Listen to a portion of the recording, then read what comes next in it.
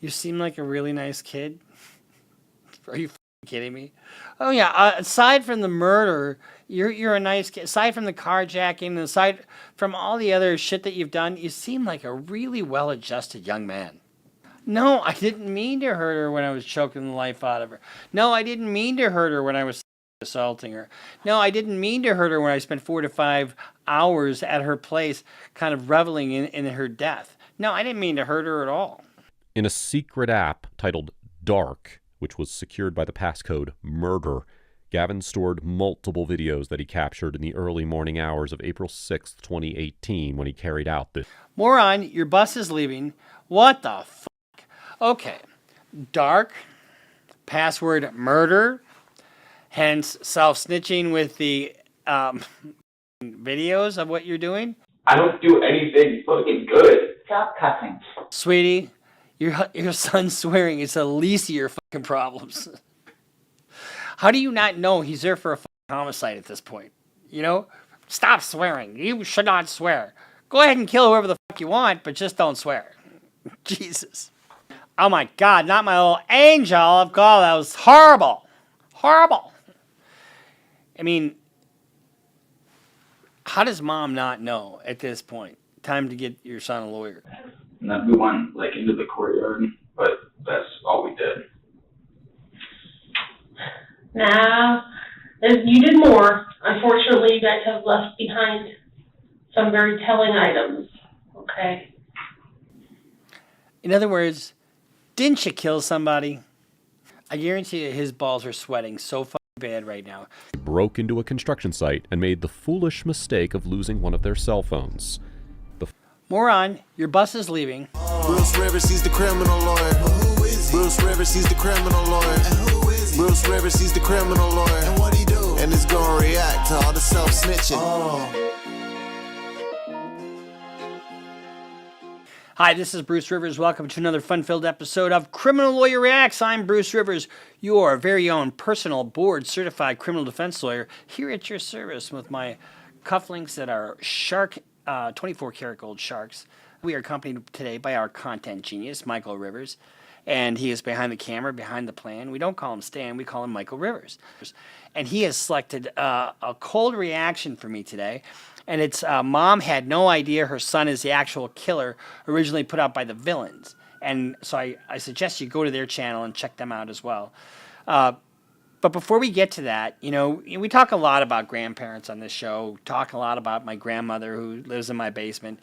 You know, she had a stalker, and so we had to get some documents together to fight the stalker, and actually it turns out she was the stalker. She was stalking herself. Grandma's not well. I'm just not kidding you. Grandma is crafty. She's wily. And you really got to watch her. So where do I get power of attorney? I go to eforms.com. eforms.com, very excellent way to avoid the courtroom and avoid high-priced guys like me. eforms.com. If you need a bill of sale, power of attorney, any kind of agreement, any kind of legal form, go to eforms.com. Okay. So today we are reacting to Mom had no idea her son is the actual killer. Now imagine your child is accused of murder. I can't think of anything more horrible than that, except for maybe the death of a child. So let's just kind of check this out. I'm sure you guys know about the elderly woman that was found. Oh my God, that was horrifying. That was horrifying.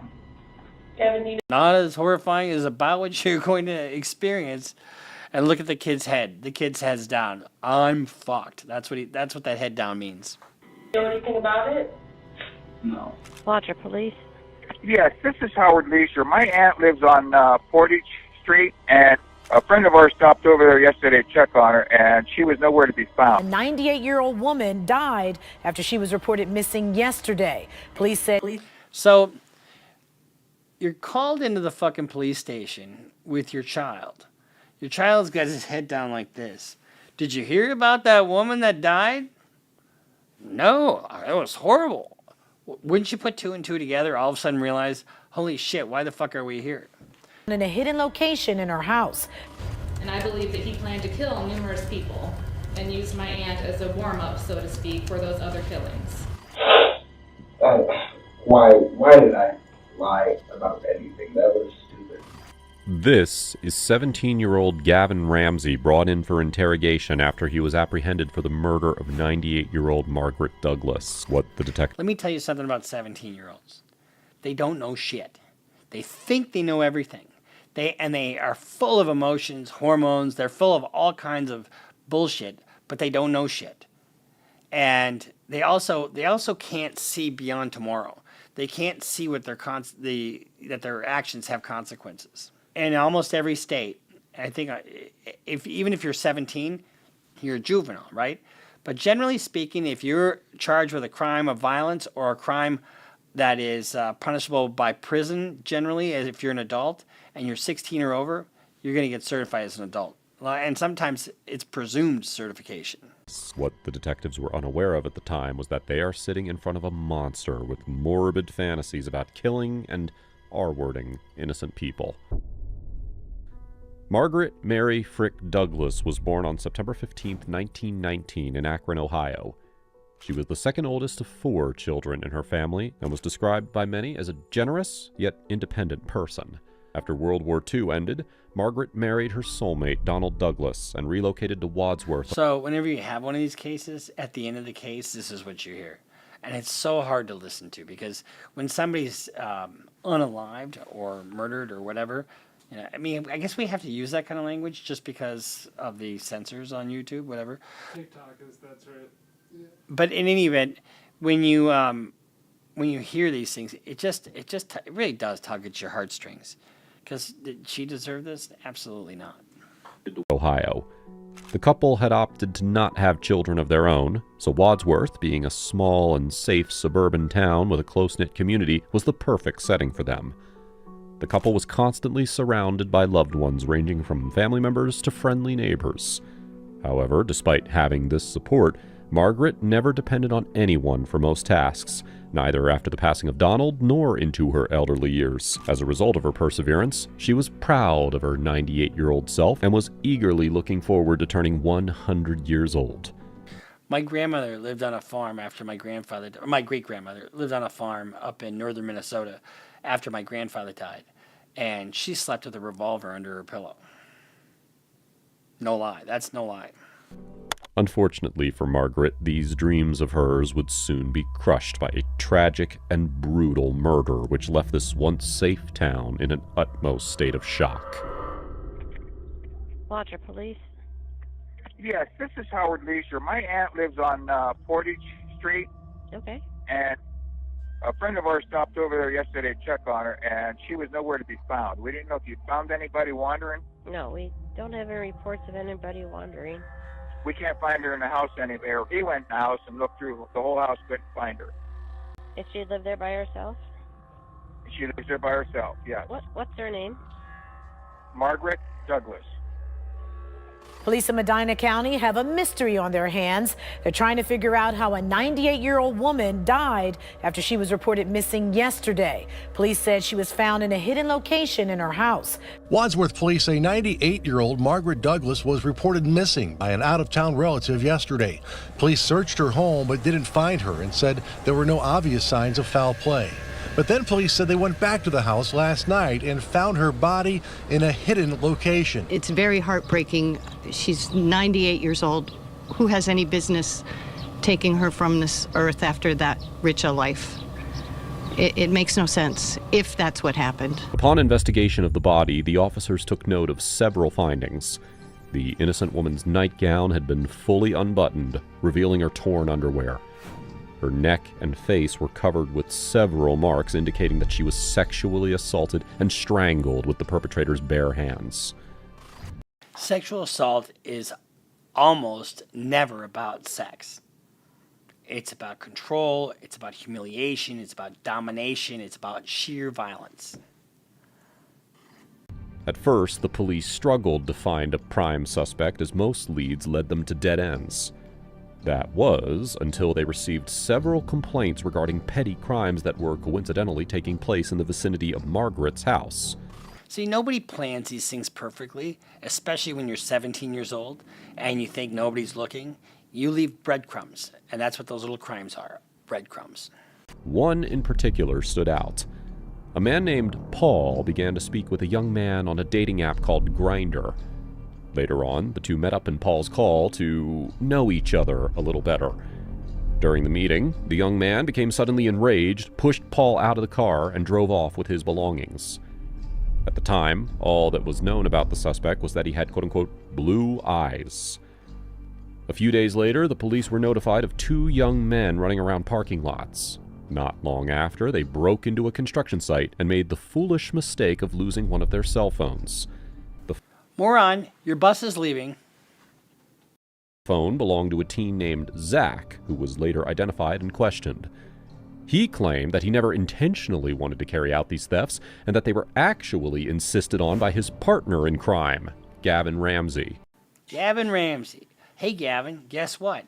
Your friend left his fucking phone at the construction site, and now you're going to be fucked for the rest of your natural life. Gavin was a 17-year-old blue-eyed boy who possessed a long record of petty crimes in the local area. Consequently, he was brought into interrogation with the company of his mother and was questioned regarding the break-ins. I guarantee you his balls are sweating so fucking bad right now because he knows, and his palms are sweating and his heart is beating. You know, you do any kind of polygraph, because they do those sometimes, not all the time, but you do a polygraph on him, that needle's going all over the place. This interrogation has been analyzed by a forensic psychiatry doctor at the University of Rosenberg in Germany. Having in mind all details regarding this crime, we are dealing with the type of person in forensic psychology known as psychopathy. Psychopathy is characterized by continuous antisocial behavior, impulsivity, selfishness, callousness, unemotional traits, and remorselessness. As can be seen in later videos, in Gavin's case, his strong psychopathy is mixed with sadism and sexual perversions, such as necrophilia. One of the things that you have with these people is that there's just no consideration for the human condition. There's no, somebody's suffering, well, that turns them on. That's why it's psychopathic. Because it's, Jeffrey Dahmer was the same way. And he said, I hope I never get out of prison, which he didn't because he got killed in prison. But when you have so depraved that you crave the suffering of others, it's just hard to even imagine for the normal person. You have somebody who's a psychopath as opposed to a sociopath. Sociopath, has a goal in mind and doesn't give a flying fuck what he has to do to get to that goal. If he has to kill somebody, if he ever hurts somebody, just has no feelings whatsoever. Doesn't drive, the actual suffering isn't what drives him. The goal at the end, and whoever they step on doesn't matter. But in this case, the psychopathy is that the suffering is the point. Philia. You just want to tell us what you guys were doing and what was happening that night? How the fuck does the mother not know that all of a sudden, somebody's dead, and is she a witness? Not she, but is her kid just a witness? Her good little boy. You're 17, right? Yeah. Okay. No, we snuck out. Well, I snuck out. He's 18. So we were just walking around. He didn't even drive. We just walked. Oh, he walked from his house in Euclid? Mm-hmm. Oh, jeez. And then we met up at Durling, and we weren't really doing anything. Then we went over to the church and climbed on top. And then we went, into the courtyard, but that's all we did. Now, you did more. Unfortunately, you guys have left behind some very telling items. Okay. In other words, didn't you kill somebody? If we're going to get to the bottom of this, let's just make it the truth all at once. Let's deal with it and get it done. You're 17. Yeah. You're a kid, so you're not looking at as much trouble as...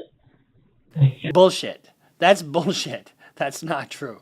And misleading a suspect is not illegal. In fact, sometimes it's encouraged. And I'm challenged in the future. Braden. Yeah. Turn 18 is over. Gavin, we've had some really serious things happen in your neighborhood and in that area, okay? We had a carjacking, Oh my God. Oh my God, not my son. And the suspect is a young white male with a nice complexion and blue eyes. Is that you? What are you saying? Are you saying that's my son? My perfect little angel? No, it's not me. I wouldn't know the first thing about jacking a car. Well, it's a little more to the story, but, you didn't take anybody's car? Have you ever used an app called Grindr? No. Come on now. We know you're grinding, little buddy. How do you feel about gay people? I'm not gay. Oh, well, that's okay. But they don't bother you? No, nobody bothers me. Okay. Some of the victims of these crimes are gay, and I didn't know if it was A hate crime kind of thing? right. They're being victimized only because of their sexual orientation. So we're here, so I'm just going to ask them. Right. I'm Oh, just of going to course. be straightforward, There's no reason for me to fluff anything up. Nope. And I'm sure you guys know about the elderly woman that was found. Oh my God, that was horrifying. That was. Oh my God, not my little angel of God. That was horrible. Horrible. I mean, how does mom not know at this point? Time to get your son a lawyer. Or time for your son to shut the fuck up. Horrifying. It is horrifying. Did you know her at all? No, other than just to see her out, like on a porch, that actually makes me want to cry. Like, how do you get to be 98 years old? Nobody lives to be 98. It's so rare. And someone else thought that was okay. Like, how does that, I don't know. Like, why That's the way my son was brought up. My son would never, rip the panties of an elderly woman. No, not my son. See, she says nobody lives to be 98. My grandmother was born in, my great-grandmother, not the one in my basement, but my great-grandmother was born in 1873, and she died in 1978. She was 105 when she died. Still went to confession every Saturday. And the priest said to her, you don't have to come here every Saturday. She goes, how do you know I didn't get up in the middle of the night and kill somebody? She was a very feisty old woman. Something like that. Kevin, do you know anything about it? No. Honestly, probably 5 or 6 people. That you talked to? Is that what you're saying?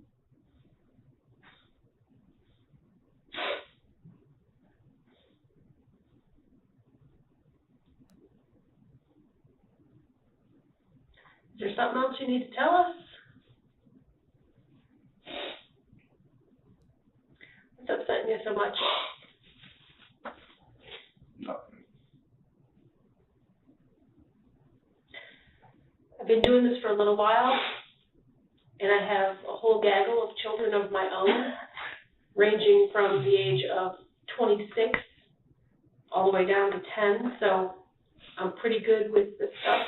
Oh, you're great with this stuff. You're an incredible person. You're an incredible interrogator. Look at you. You got him to cry. Guess what? You know what that crying is? That crying is a tell. So they know they're on the right track for sure. I don't know what evidence they have at this point, but we're getting close. The investigator here is stressing her maternal role, even sharing details of her own personal life. Although it is unusual for police investigators to reveal their private lives to suspects for security reasons, the investigator is playing this game to secure the trust of the suspected person and potentially open up further interrogation regarding the murder case. I asked, did you get put in a bad situation? Did somebody put you in a bad situation? No. No? Yeah, let's put it this way. Honesty is always what's best. I'm not holding anything back. Like, Honesty is always the best policy. Is that my policy with my clients? Honesty is the best policy? It's fucking never the best policy when it's coming to the police. Silence is the best policy with no self-snitching. back. Like, You've already gotten yourself in trouble, so. I know, and I don't even. I don't know what to say. Is there more? Because it always No, comes it's out. it's not that there's anything more. It's what the fuck, dude. Then why are you crying? If nothing happened, why are you so upset? Are you just upset because you loved the old woman and you loved the way you ripped her panties and you loved the way she smelled as you snuffed the life out of her?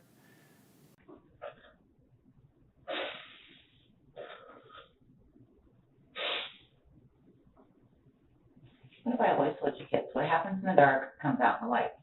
That's the way it works. Mom's interrogating him now. Mom, good job. Where's your fucking badge? You mess up, you get caught. You make bad choices, you're gonna pay for it. So if there's something else, For the rest of your natural fucking life. let's get it all out on the table so that we know what we're dealing with. At this point, Gavin's mom changed her restrained attitude, taking the side of the police, which is a very typical role for adults when it comes to the misbehavior of their children. However, what she does not know is the terrifying truth of what her child did. It's not anything else. It's, I don't know, I'm mad at myself. I'm so mad at myself.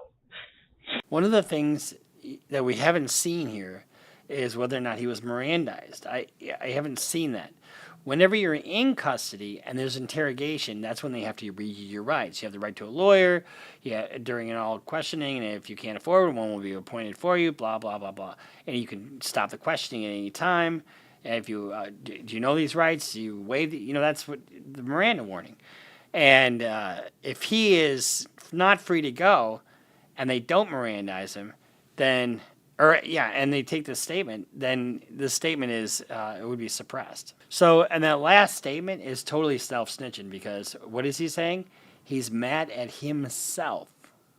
What does that tell you? That's consciousness of guilt.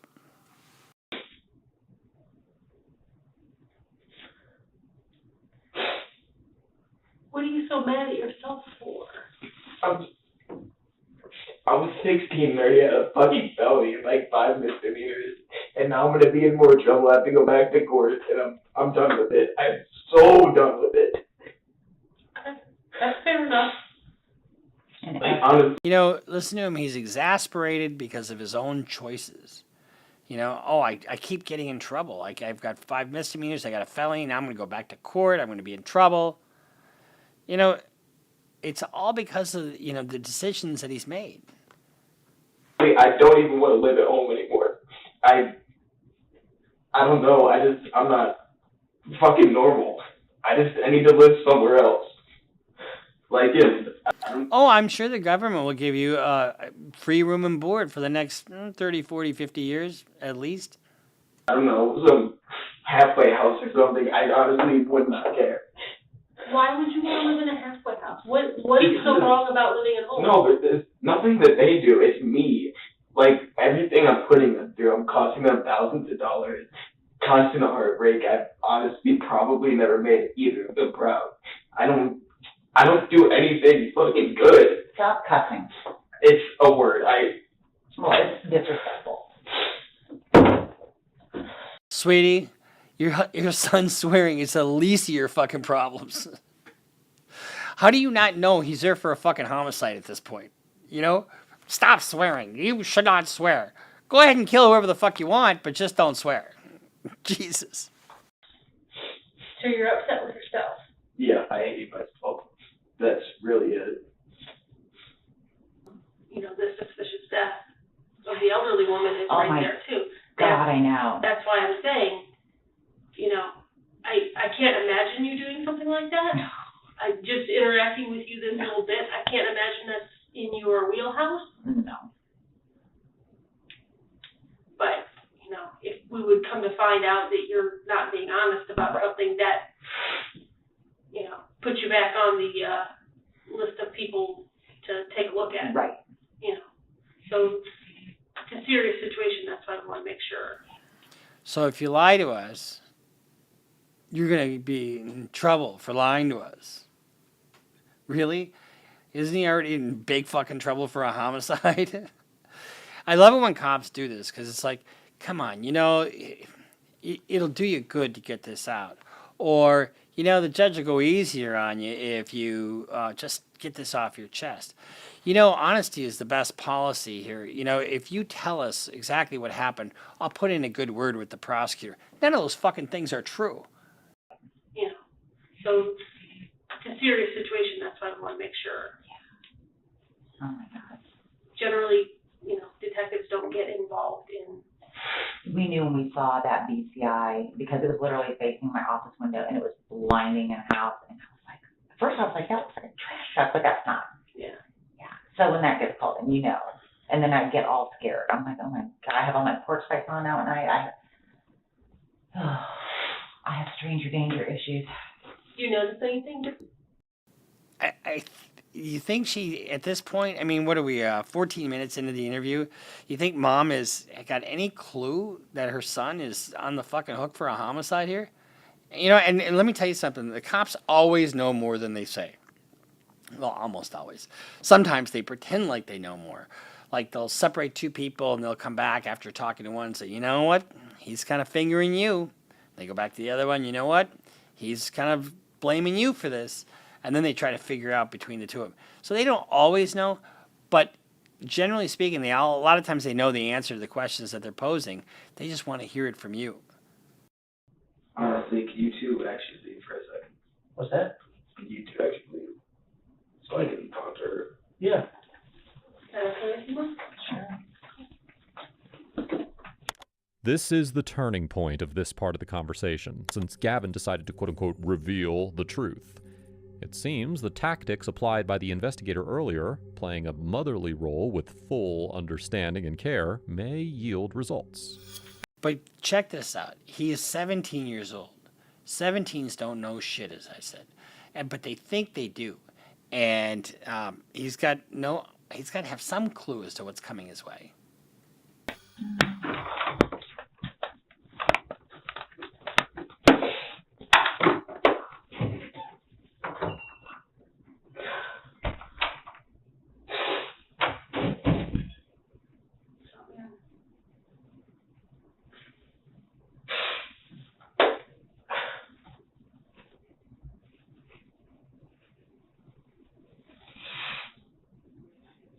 Carjacking, it was me. I'm going to be honest about it, but the way that he explained it, that guy, that's not right. We may suspect that he requested his mom and the other police to leave the room so he could have more control over the situation. Since the investigator showed maternal care for him, he decided to play that card, which may explain why he continues to cry. That grinder thing, yeah, I have been on it. And this guy was like the first time that this happened, and I told him like I was 17 and everything, and I wasn't. Another thing could be that he didn't want his mom to know that he's into Grindr and all the things that come with it. But he is opening up to this officer, and I think he thinks he's going to talk his way out of it. I'm not doing anything with him. It's not my style. I was just like, he's a 40-year-old man trying to get with a 17-year-old, so I was just going to rob him. It's still messed up, but against what he's doing, I don't really think it is. And then the whole carjacking thing, I never even left Overlook. I literally, I got in, and he's like, what, should we go to the back seat? I'm like, yeah, sure. So he got out. I sit and locked the doors and hopped in the driver's seat and just drove around, messed with him, and then I left. So then you got out and left? Yeah, I didn't damage the car. Well, we knew it was there, when he finally walked somewhere to get a phone, and we knew there was something more to the story that he wasn't telling us. Yeah, I didn't damage any of the stuff. I just, Do you have his wallet? No. It's kind of diabolical, though, because he's getting on Grindr, and if he's not gay, and he's hooking up with somebody who's trying to hook up with a minor, although 17 is beyond the age of consent, I think he is, it shows a calculation to hurt somebody. No, that's because I kept asking him, I cracked the window of the car, because he walked up, doors were locked, everything. I'm like, where's your wallet? And he's like, I don't have it. So then, I open his glove box and all that. And I'm like, well, show me your pockets. And he's like, I don't have it, but can I have my phone? I'm like, no. And then I turned and he tried to grab the window and break it. And then I gassed it and he walked, and that's when he left overlook. And then I went up to where the dumpsters are, where that white van is? Mm-hmm. Yeah, and that's where I left the car and I just went over. And then the only reason I knew what he was saying is because I heard sirens and stuff. I'm like, that guy's not just gonna leave. Why would you leave your car and phone and everything? And then I downloaded the 5.0 radio and I was listening, and he said the kid was trying to get a ride to Elm Street, and So he's listening to his interview with the cops, it sounds like, on the radio.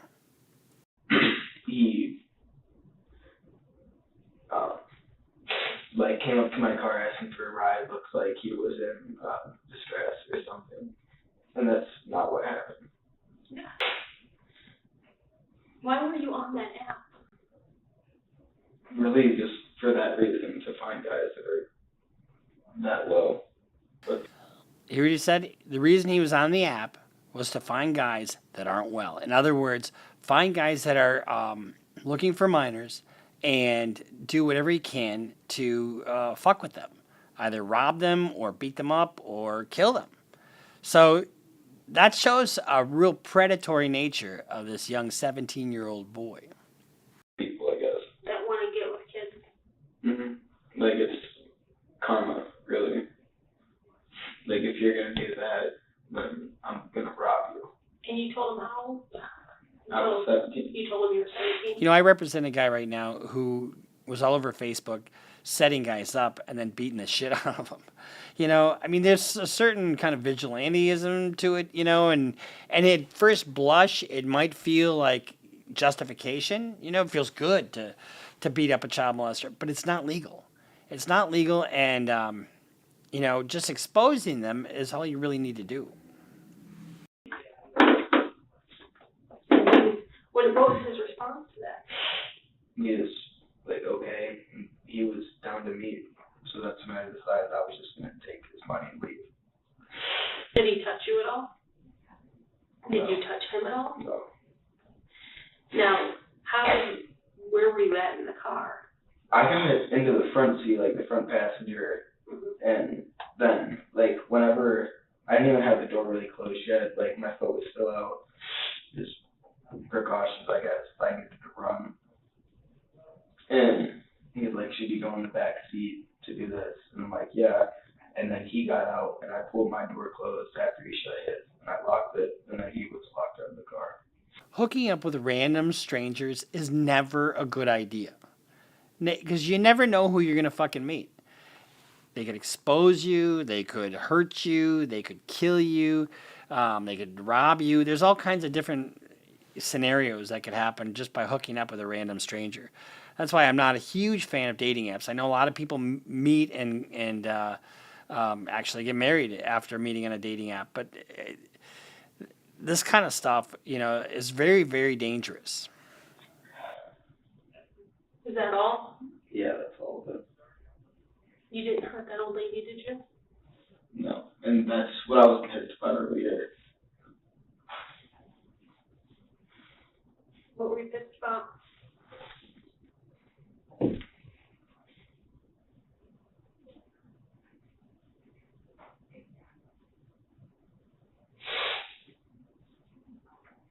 Because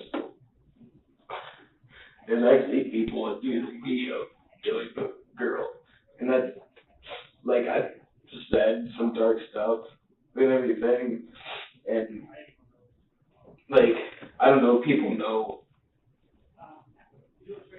I'm a dark person, I guess, but, I'm not going to go kill somebody. The term dark personality is often used in psychology to explain individuals with psychopathic traits and tendencies towards manipulation. It's not like that. But people are saying, they're like, oh, you killed her, didn't you? I really feel like you did. I'm like, no, I didn't. So people are saying it? Yeah, and that's... So people are saying that you're a murderer. Should we believe them? Because you're a dark personality? You know, when you have such intrusive thoughts where you really get off on the violence, there's no cure for that. Only they just need to be locked up. There's just no cure for that. It's making me really mad. It really is. Did you know? No, her neighbor, the old couple, I used to do like yard work and stuff for him, and I think I tried to murder her one time, but she said she had like nephews and grandsons that come over and do it for her. He just established a connection to the old lady. Unwittingly, but established a connection to her. Have you ever been in her house? No, as far as I've been is on her front porch because I knocked. Oh, I have been to her house on her front porch. Let's see if we can get any more golden nuggets out of this young 17-year-old strapping lad. Knocked on her door. How long ago was that? Oh, that was years. I was probably like 14. Okay. Yeah. And there's no reason that we would find your DNA inside her house because we swabbed the hell out of that house. You shouldn't. You shouldn't. Not no way. Not, there's no fucking way possible. I've never been in that house. No, it shouldn't be there. Maybe, I don't know. I mean, if you've never been in there, then obviously we wouldn't. But, I mean, you name it. We swabbed it, we took it. I'm sure you know we were there all night. Yeah. I mean, we don't have the results back, and we won't have them back for a while, but do you know anybody that would do something like that? No, the only person I know that's probably crazy enough to do anything like that is Hugh. He works at Marie's, but I feel like he's more bark than he is bite. Gavin is trying to blame the other person to divert attention from himself. Because, like, when I first got hired at Marie's, people were like, you know, I don't mess with you and everything. And I mean, that's the first thing that I did. Is that his real name? Yeah, Hugh Young, I'm pretty sure. And Where does he live? I don't even know. I found his Facebook the other day. Does it say Hugh Young? Well, it says Hugh D. Young, but in it looks way different because he's got just a goatee, clean shaven. Now he looks like he's actually kind of crazy. What do you think should happen to somebody that does that? That's a loaded question, isn't it? What do you think should happen to somebody who does that? And, oh yeah, I've seen that in a sentencing where the judge asks, I'm innocent. Well, what do you think should happen to somebody? Oh, they should get the chair. They should get, life in prison.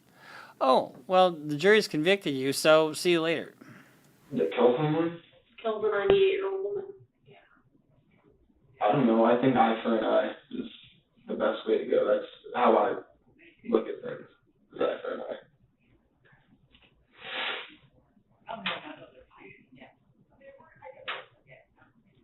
And your DNA is already on file? I mean, if it makes you feel better, I will give them your name and let them know your DNA is on file. See, he's got a prior felony. So one of the things they do with a prior felony is take your DNA. And they can rule you out. Okay, when we get a DNA profile. Would that help you? I mean, what, for like the lady? Mm-hmm. I mean, that doesn't bother me. Well, I think it bothers you that people are accusing you of it. Yeah, it does, but I don't know. Like, people are still gonna say it. It makes me mad because that many people have said it, but I haven't really heard it since, like, it was only the first couple of days since it happened, but I haven't. So, I mean, you can if you want, it doesn't really matter to me. Well, I think if we get a profile that doesn't match up to anything we've submitted, that they run it through the computer system, and the computer system runs it against all that they've collected from people who've been in trouble in the past, so. It's not all people, just people convicted of felonies. And one of the things that has to happen is they can't just go get that DNA from the vault. They have to get a warrant in order to get that. So it's not like that DNA stuff is public information. That's how it usually works. it would probably get passed over anyway. So. But the detectives went on a hunch, and they confiscated his phone with the permission of his mother. Unfortunately for her, she had no idea of the disturbing person her son had turned into. In a secret app titled Dark, which was secured by the passcode Murder, Gavin stored multiple videos that he captured in the early morning hours of April 6, 2018, when he carried out this. Moron, your bus is leaving. What the fuck? Okay. Dark, password murder, hence self-snitching with the fucking videos of what you're doing. You know, there's just no defense to this stuff. A lot of times, you know, there's no defense to the underlying crime, but there might be some redeeming qualities of your client. In other words, he did this, but, you know, Judge, he was under some financial pressure, so he stole from his work, and he's paid it back, and you don't come back from shit like this. You just don't. I mean, fuck. You know, when you're sitting there as a defense lawyer, there's nothing you can do. And there's probably no offer, so you're going to have to try the case. And then all of a sudden this shit comes out. You know, like I said, 17-year-olds are fucking stupid. This heinous crime. He broke into Margaret's house through a back door and watched her as she slept on the couch. Suddenly, Margaret woke up with a worried look plastered on her face, so he lunged at her and strangled her to death. He spent the next few hours pursuing his sickening desires using Margaret's lifeless body. Gavin's face was not seen in these videos. However, there were several times his hand, covered in a glove, was seen. He would then go on to make a grave mistake of leaving behind a glove, which was found with Margaret's DNA on the outside and his on the inside. Moron, again, your bus is on its way to the big house. What the hell? I mean, you know, but thank God he is that stupid, honestly. Thank God he was taken off the fucking street. The police were now certain they knew the perpetrator who callously murdered this innocent elderly woman. They requested Gavin to return for a second round of interrogation. However, when Gavin came back into the interrogation, he began to act in a very disturbing way.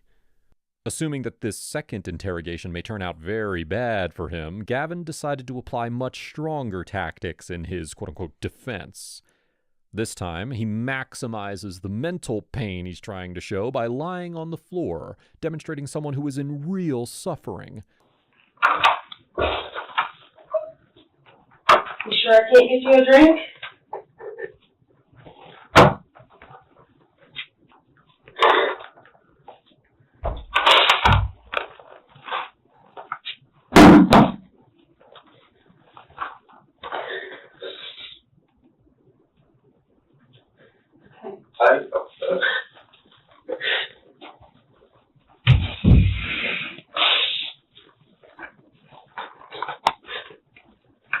It's a little different when you're being interrogated in handcuffs. You know, now he's in custody. Now there's interrogation. Because if you have handcuffs, you're not free to go, right? So they have to read him as Miranda. And they may have read it to him outside or at another time. But if they didn't read it, his statement gets suppressed. In other words, they can't use illegally obtained evidence as fruit of the poisonous tree.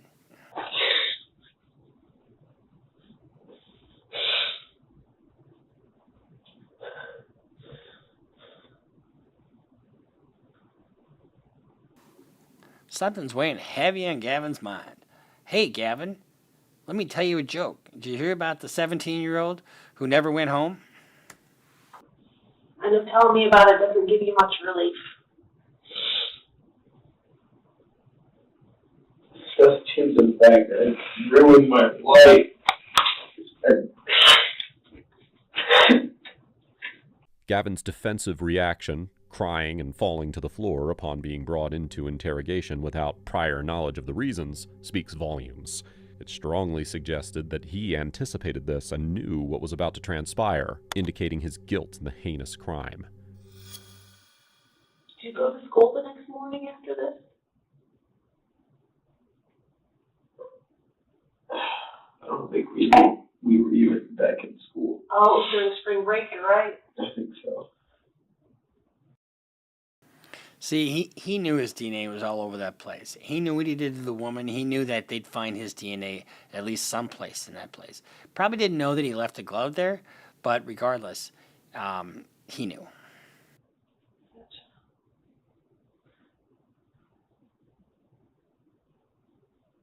And you didn't take anything from the house?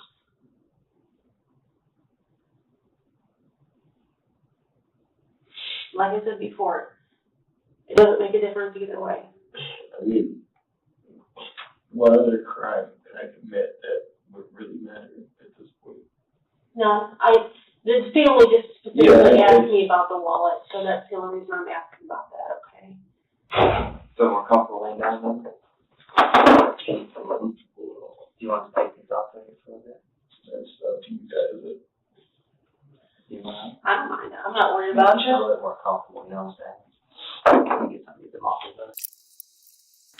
The best detectives, honestly, are the ones that are the most calm, unrushed, just trying to get some facts out.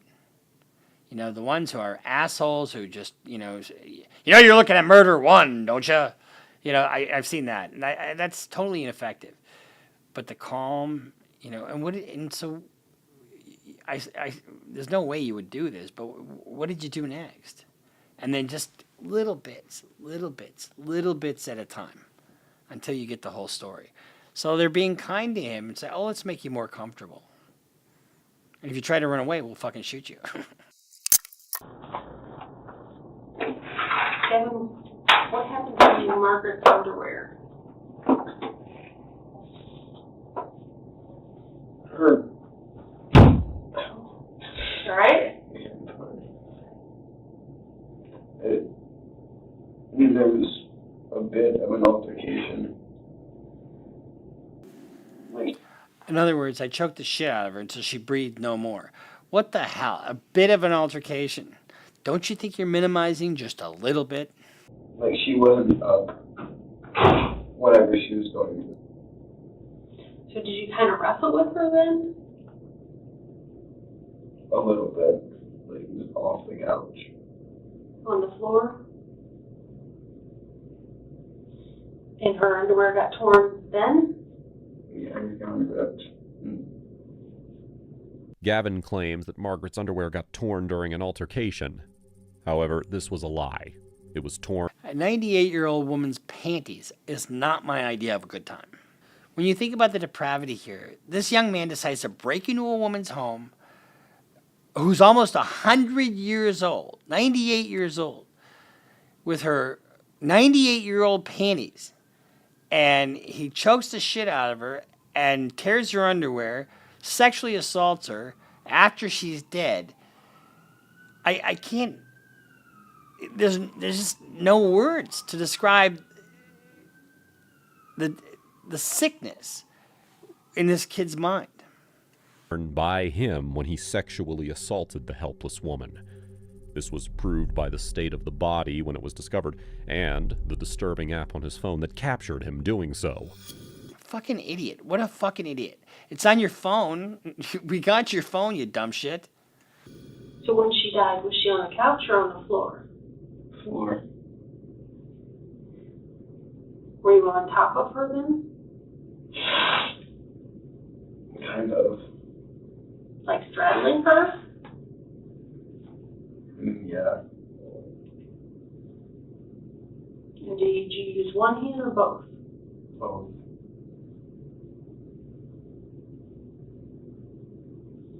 Did you squeeze it or push her against the floor or both? Both. And you said you don't remember if she was bleeding at that point. Well, I mean, the only reason I can think of bleeding is when I put my hand over her mouth. Oh, it's just a tiny little scuffle. You know what? She's trying to talk. You know, you don't want somebody talking while you're sexually assaulting them. What the fuck, honestly? See, when you were holding her hand over her mouth, you might have pushed too hard and maybe made a nosebleed. Yeah. Noticing that Gavin started to open up about his crime, the second investigator decided to change his body position from a chair to the floor, aligning himself with Gavin's posture. The investigator accepted the approach and allowed Gavin to continue talking. The main investigator had been using this tactic from the very beginning. So, were you in her house for a little while before you woke her up? I mean, I came up onto the porch, and I didn't even know what I was going to do. And I looked in the window and everything. I don't know, I felt like going into a house. This little fucker knew what he was going to do before he got there. He went there with that purpose in mind. This is what we call murder one. Premeditated murder one. And murder one is usually, especially on a case like this, is life without. But in some states, this would probably be a death penalty case because there are aggravating factors. Like the biggest adrenaline rush I could get, I guess. So then I tried the doorknob and that just happened to be unlocked. Was it the front door or back door? Or back door. Okay. So you went into the kitchen? Was like the TV on or something? When you went in? I don't think so. Headed up to the house, she didn't hear it or something. Well, she was already asleep whenever I went in, because when I came around the corner, that's where I saw her, and it scared me. Because I didn't expect to see someone right there, because I didn't hear anything. So I came in, I opened the door, and I just listened. And then I didn't hear anything, so maybe nobody's home. And then I go to walk around that corner, and I'm still going slow, but I see her, and she's, I don't know, sleeping or something. And then I go to turn around and hit the chair, and it made a noise, and she woke up. And she started to scream at that point, you said?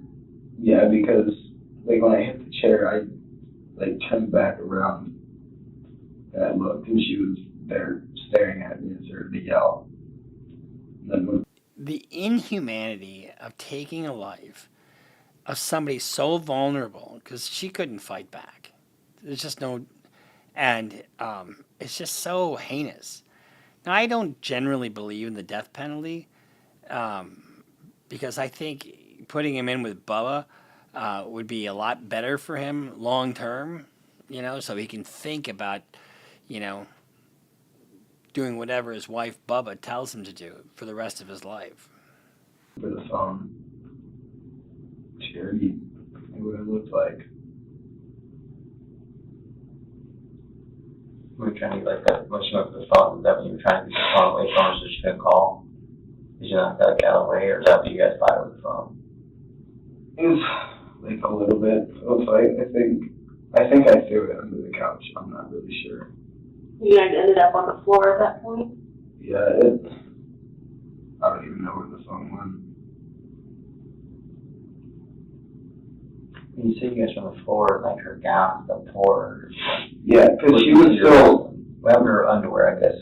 I don't even know if she was wearing underwear. Okay. Because when she was on the couch, she grabbed the phone and everything. It was still yelling, and I don't know if she died or anything yet or not. But I just didn't know what to do, and then that happened. By the time I even realized what I was doing, it was too late to stop anything. And when you realized that's when you were on the floor on top of her with your hands on her. So it was too late to stop anything. So does that mean that he doesn't exactly know what happened, and there's some kind of mental health defense, and that he didn't know right from wrong, and he couldn't help himself? I mean, that's really the only kind of defense and it's not going to go anywhere, by the way. People talk about, just plead insanity. It ain't that fucking easy. I won 2 cases on that. 2 in 26 years. And both of them are still locked up in institutions. And stuff. That's funny. Gavin states that Margaret was awakened from her sleep by the commotion he caused when he hit a chair. However, this wasn't true, but Gavin was certain that the detectives would buy his lie. He is soon to find out that the detectives thought otherwise. Yeah, there's a couple of videos of you kind of peeking over the edge of the couch and videotaping her. What? You hacked into my dark app? Did you find out the password was murder? I mean, how stupid. But that's what people do.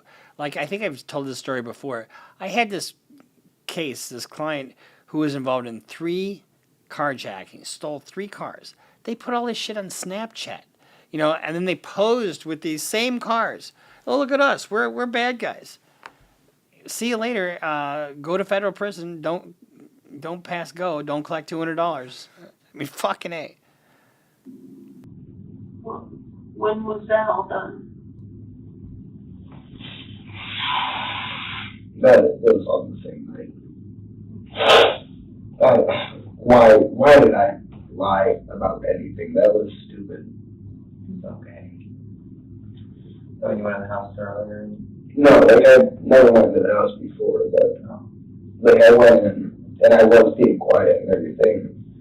And like how it happened, like I wasn't lying about that, but I did, like I turned the corner and did see her. And you hid? Yeah, then I hid and I was taking my phone. I was taking pictures to see if she was awake. I got you. And then she saw you? And we stood up and she saw me. Did your flash go off on your phone? I don't think so. So from there, did you tell us the truth about the rest of that? So how long do you think you were in the house before you woke her up? I don't know, probably like 10, 15. These kids are just so stupid. You're trying to commit a crime and trying to get away with the crime. You leave your DNA all over the place. You leave a glove there. And then you put it on your fucking phone. They don't even need his confession.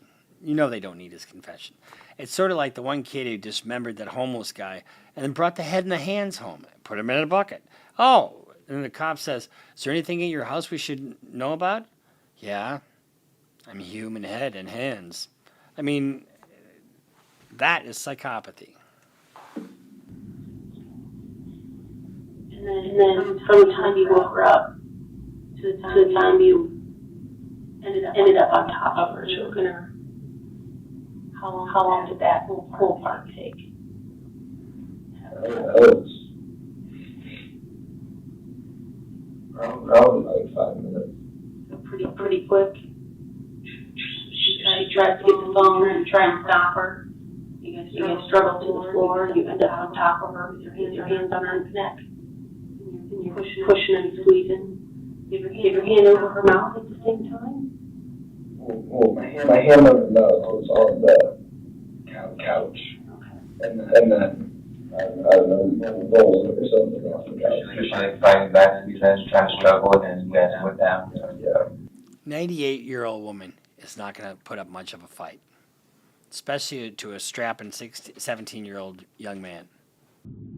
I think on her way down is when the gun ripped. But you don't remember ripping her panties?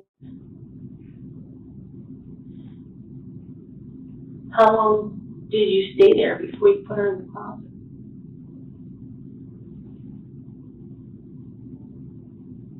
That was probably like 30 minutes. I just kind of sat there and I didn't know like what was going on.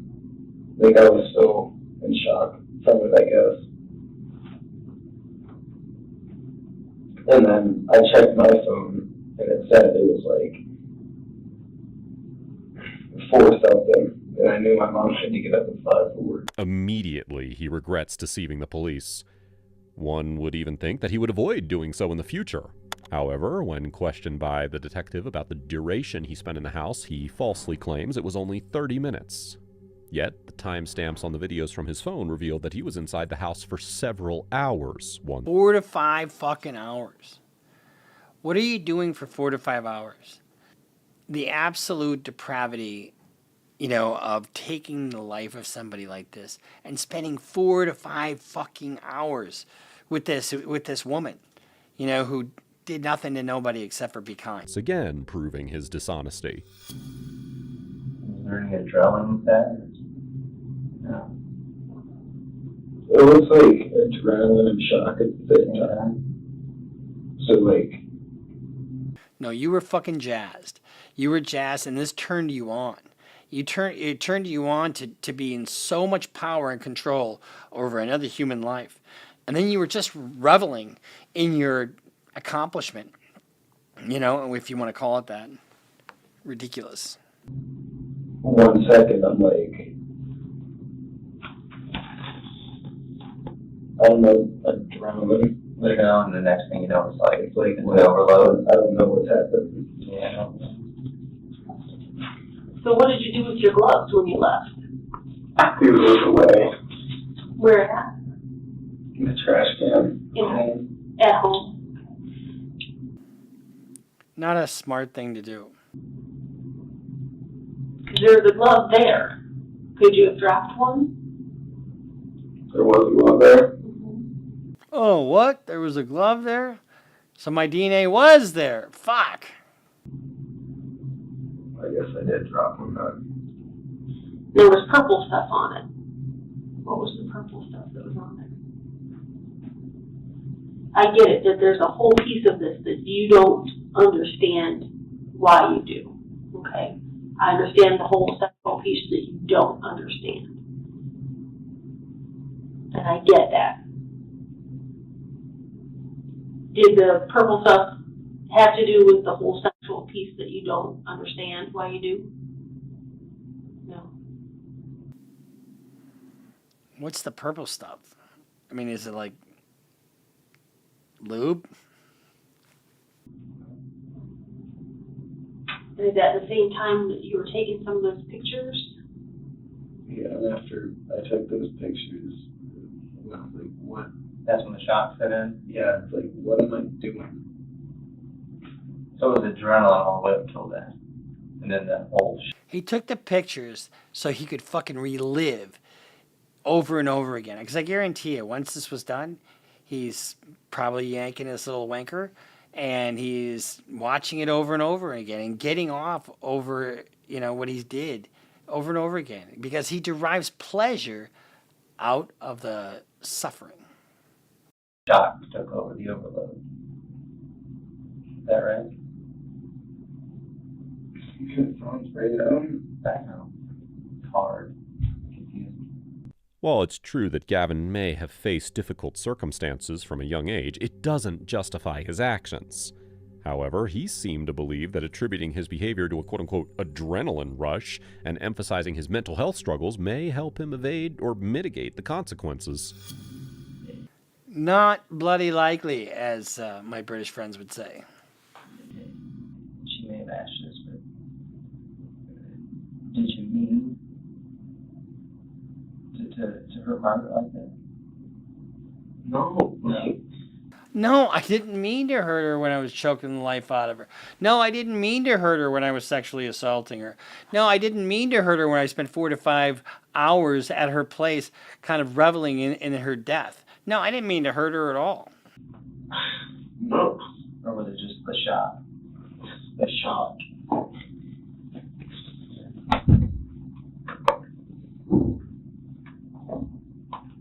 And you said you just started doing it, and by the time you realized that she had died, it was too late. Nothing I can do.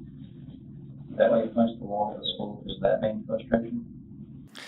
There was something you could have done. Not go in there in the fucking first place. Jesus Christ. There wasn't anything I could do. It was beyond my control. Give me a break.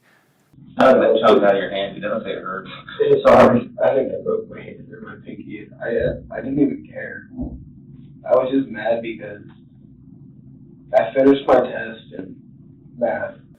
You're not going to need that grade in math. Sorry, man. You could have failed it. You could have gotten an A. Won't matter. And then I saw a text from that said the cops have my phone. I'm like, great. And then Miss rings. I'm like, that's for me, I guarantee it. I'm looking at her and she looks at me and she like, go to the office. I'm like, Go to the office. You're wanted for murder. Jesus Christ. Great. That's the break-in type stuff at the school, though. Yeah. Okay. School and stuff. Yeah, the church, yeah, sorry. Did you guys go in the church? No. You didn't set off the alarm about messing with the windows? Yeah. Like, Were you gonna go into the church before the alarm went off? I don't really know what we were gonna do at the church. I didn't even hear the alarms go off. He's like, dude, the alarms are going off. I'm like, what are you talking about? And I listened. I'm like, we should probably go. And we did. Did you feel weird going out and like getting some cars are trying to break that place, knowing what you've already been through in Margaret's house? That seems strange. Or just kind of like the thought of the past thought. Because it's over, you can't change it. Was it less of an adrenaline rush? Yeah. It wasn't. Or is there that same adrenaline when you were on top of Margaret? Did you have that same adrenaline? That was feeling? Or was it a little bit different? One of the things, they're talking about is feelings. The adrenaline rush or not adrenaline rush. How did you feel? This can actually be kind of important as a state of mind. Because state of mind shows a consciousness of guilt. It shows some thought process. It shows that he's in control of his faculties as opposed to some kind of mental health defense later on. Well, like that, and break into cars. Yeah. I mean, cars is like that quick fix.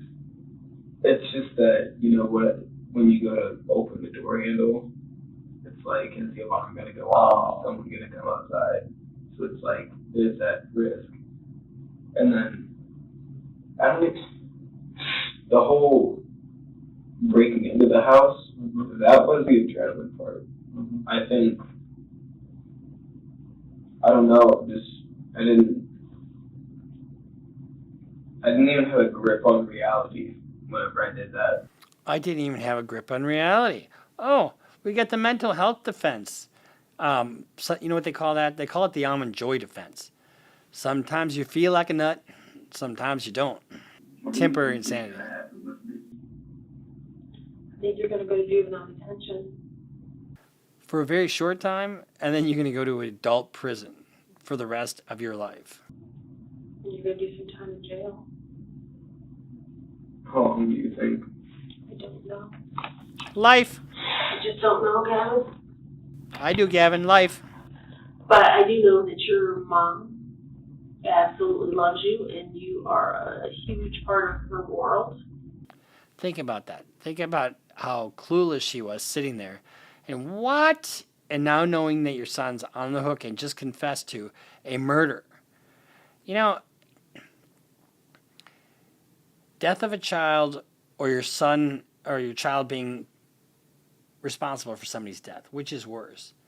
At least, the child gets to live and you can talk to the child and, I guess you have that. But the death of a child is just awful, just absolutely awful.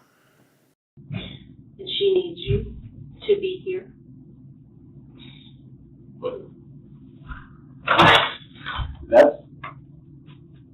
That's what I'm most upset about. But I want you to remember that. I don't want you to forget that, okay? Who gives a shit what you want or don't want, cop? I mean... You can't. I don't. It's the only thing that's kept me going. My mom. She seems like a pretty fantastic lady. She is. And she loves you more than anything, so if anybody can get you through this and get you what you need. Oh, like a 6 by 8 foot cell or a 4 by 8 foot cell, whatever it is.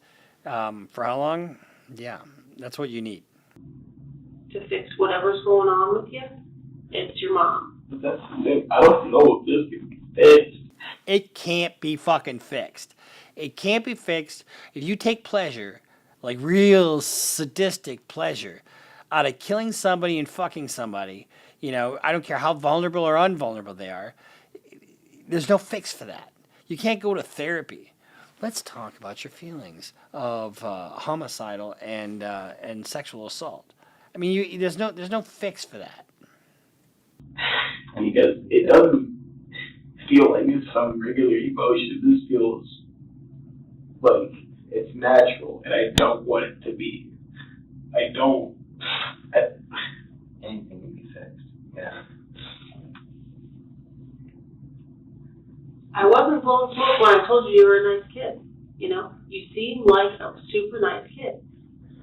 There's got to be something that.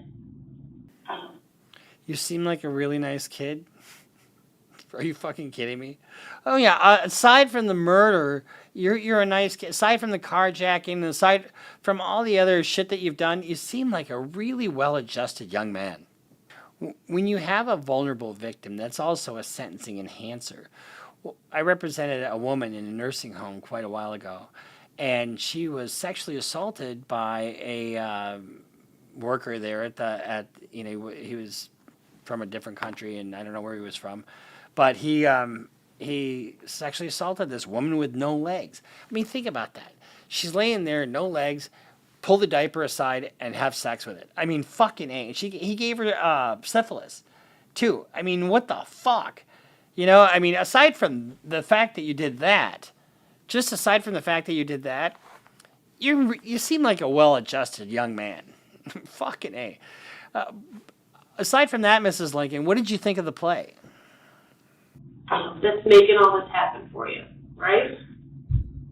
Probably. He's talking about intrusive thoughts, though, and that he's acting on these intrusive thoughts, and he's got no control over them. That's what he's talking about.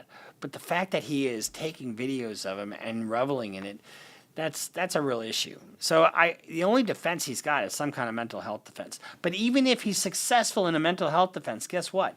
You don't go home. You get committed as mentally ill and dangerous, and you don't get fucking out. I mean, how long has John Hinckley been in custody? And I think they just released him not that long ago. And, that's just what happens. And contrary to that defense, he's saying that the thoughts were intrusive and he couldn't do anything about it. But there's just some premeditation going on here. He brought gloves. He's got an app that's called Dark, and his password is murder. I mean,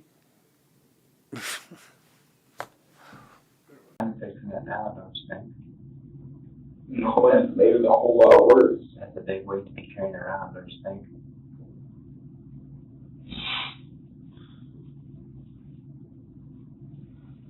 Yeah. It's a whole lot of monkey on your back that you've been toting, and now you're not toting it anymore.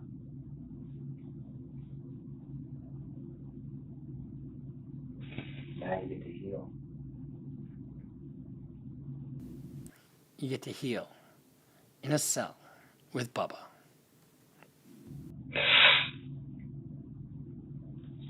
You ever told your counselor about any of the thoughts that you have? I did a lot, and she started with trying to treat the depression first, and it wasn't working for a little bit. I still tried to kill myself, but I didn't. That's not right.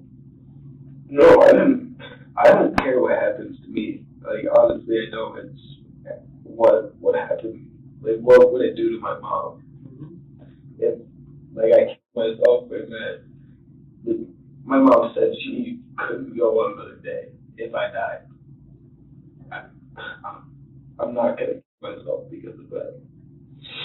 So it's more for her, not for you. Yeah, I don't care about me. You probably should have. And a lot of times when people are treated from depression, when they start coming out of depression, that's when they do what they do to themselves or others. That's when they get the energy to do whatever. What do you do? People care about you? Other people might, but It's because you're dealing with so much, that's why you don't. But deep down you still do. Because people that truly don't anymore, they don't want to do it. Now this is just kind of a therapy session. That's why. The night you were out at Margaret's, had you drank or smoked anything? Done any? that night? No, that I was actually sober that night, which is another reason why I smoke weed and I drink, because I can't handle myself when I'm sober, or I can't like comprehend. So these are just excuses that he's making up for being such a fuck up. I don't even know the word to use. My thoughts when I'm sober are dark. When I'm high, they're like good thoughts. Had you ever thought about harming anybody before? Of course I have. Not like planning it out, but like, oh, I'm so mad I could kill someone right now. Like that kind of thing. Okay, I'm so mad I could kill someone right now. I'm so happy I could kill somebody right now. I'm so complacent I could kill somebody right now. You know what? I could just fucking kill somebody right now.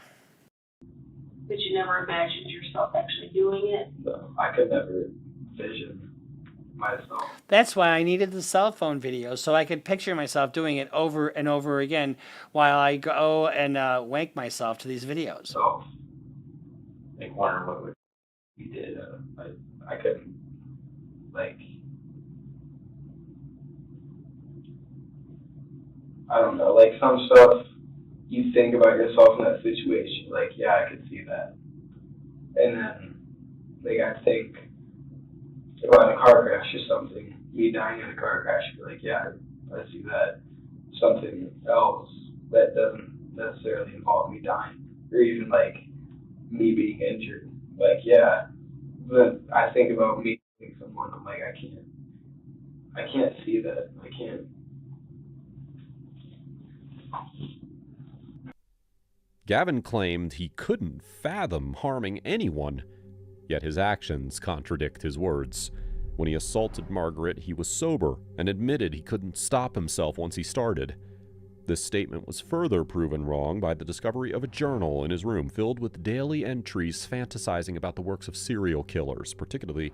Wow! If it gets any worse for him, he doesn't have any... See, that whole contemplation thing, the whole knowing it's right or wrong is...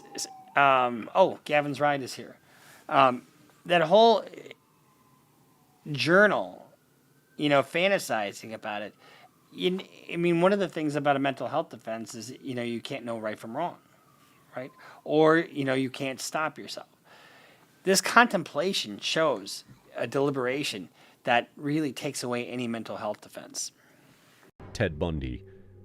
One of these journal entries stated that he wanted to beat a person repeatedly until they could not breathe anymore, and he wanted to know what it felt like to stand over a dead person. If she was here, what would you say to her? Like, what do you mean? If she was here alive in front of you, what would you say to her? I'm sorry. That was never meant to happen.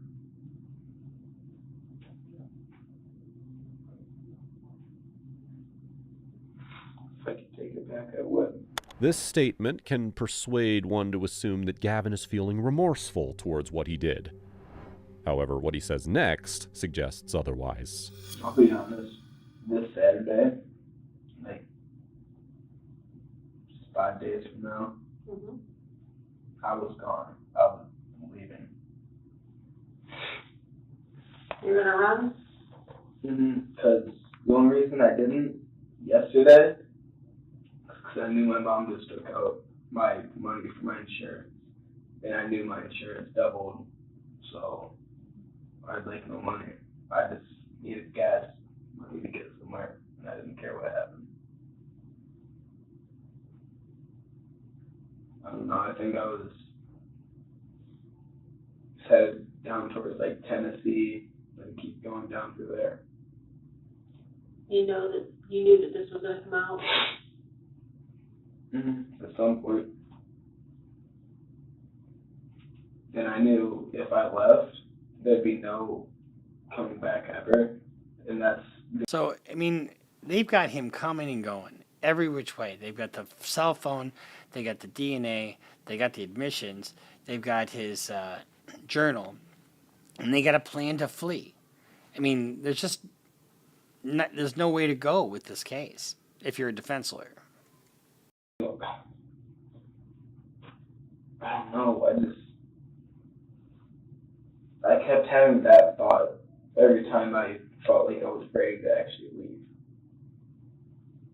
I'm like, well, I literally can't ever talk to my family again if I leave. Well, Gavin, I'm glad it's going to stop here. I'm glad this didn't go any further. Because I don't know that you would have been able to change on your own. No, it wouldn't. And Yeah, I mean, here's the thing. When you're in doing the prison laundry after you become a trustee after 25 years, that's when we hope you change. Hope and change. Hope you change ye. Not going to happen. I don't know. I had a pretty clear picture of what the next year looked like if I ran.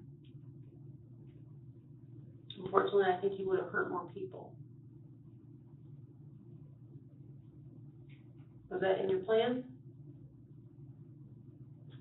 I mean, that wasn't in my plan, but I could see that happening.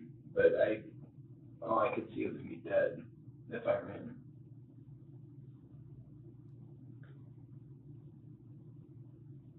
Think we're ready to move along here? Yeah, can I use the restroom? Yeah, we'll get you. An officer take you out. Okay. Any more of that?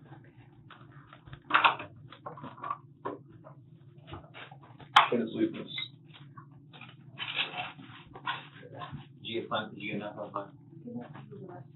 On January 3rd, 2019, Gavin Ramsey went on to receive a life sentence without the possibility of parole for the aggravated murder of Margaret Douglas. Additionally, he was sentenced to 10 years in prison for each of the following charges: aggravated burglary, kidnapping, and abuse of a corpse. For the family of Margaret, they were overjoyed upon receiving the maximum justice that they could receive for their loved one. Or so it seemed. Just 3 years after Gavin's sentence, a bill was introduced to the Ohio Supreme Court that allowed a person tried for any crime under the age of 18 to be eligible for parole after serving 25 to 35 years of their original sentence. So that's been our reaction to mother who realizes her son is the murderer. These things never cease to amaze me. Criminal defense lawyers are students of human behavior. And we see new things all the time. New drugs, new types of crimes, financial crimes. There's new fraud going on all the time. So we see this kind of depravity all the time. I mean, not all the time, but I mean, it's not like super common. But we do see different stuff, predators. And so it forms your, how you conduct your life as a defense lawyer. I mean, I'm wary of certain situations. I would inform my children as, they were growing up of different dangers. And, and it's so sad because 2 lives here are lost. He's going to be eligible for parole because of his age, in 25 years. So that means he'll be 52 or thereabouts, or 42?